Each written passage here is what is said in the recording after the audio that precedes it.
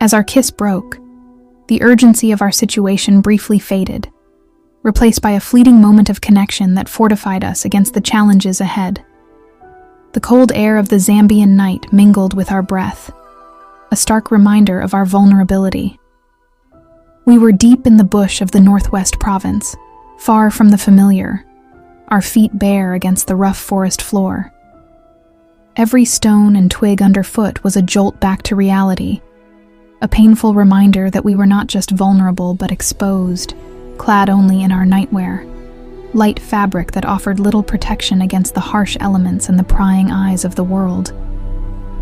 "We need to find shelter," I whispered, pulling away slightly to look into my husband's eyes. He nodded, his gaze scanning the dark canopy for any sign of the path forward. The nearest village was our best hope, a place to seek refuge, and perhaps gather more information about the facility we had just escaped. The thought of encountering locals while dressed in our pajamas, our feet bare and dirty, made me self-conscious. But these were minor worries compared to what we faced.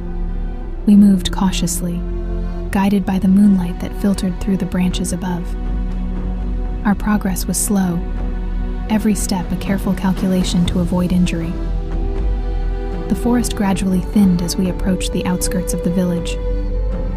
The sound of distant voices and the faint glow of firelight promised a semblance of safety, a chance to regroup and plan our next move.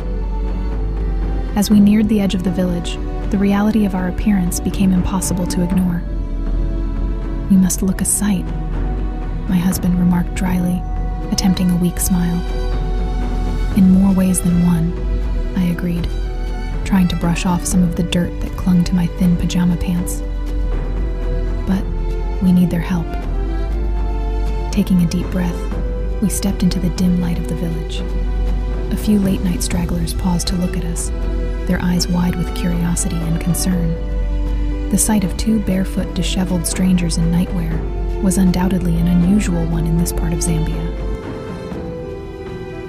For more episodes, make sure you like and subscribe and hit the notification button. Catch you on our next episode of Flash Marriage.